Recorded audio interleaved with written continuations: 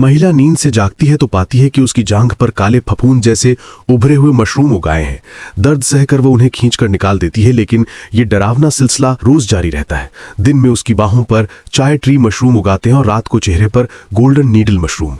यहाँ तक कि बेलें भी उसके मुंह में घुसने की कोशिश करती हैं। वजह है जंगल की प्राचीन बीज स्पोर वाली हवा, जिसे यदि कोई अनजाने में सांसों के साथ अंदर खींच ले तो शरीर को सैकड़ों गुना तेज गति से फफूंदी में बदल देती है।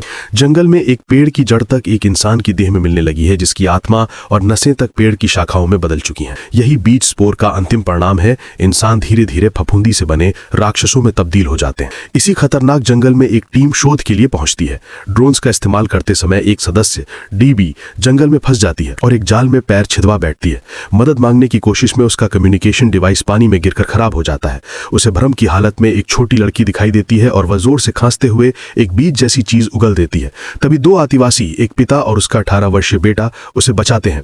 पिता कभी पादप रोग विशेषज्ञ वैज्ञानिक था, जिसकी पत्नी इसी जंगल में मारी गई थी। तब से वो यहीं रह गया। बेटा पहली बार किसी महिला को देखकर विचलित हो जाता है।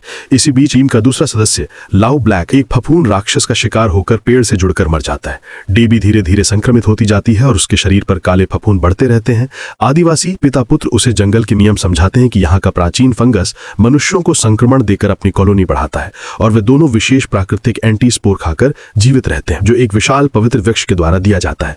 पिता उस वृक्ष की पूजा कर उसके स्पोर चक्र का हिस्सा बन चुका है। डेबी और बेटा धीरे धीरे एक दूसरे के करीब आते हैं और बेटा चोरी छिपे उसे भी एंटीडोज देता है। लेकिन जंगल देवता जैसी वह विशाल वृक्षाकारती, जिसे पिता पूछता है, ये पसंद नहीं करती कि वो एक बाहरी महिला को बचाए और इस बार पिता को कोई उपचार नहीं मिलता। मनोवृक्ष उससे नाराज हो पिता का मानसिक संतुलन बिगड़ जाता है। वो मानने लगता है कि फफूंदी पूरी दुनिया को निगल लेगी और केवल वही बच सकता है।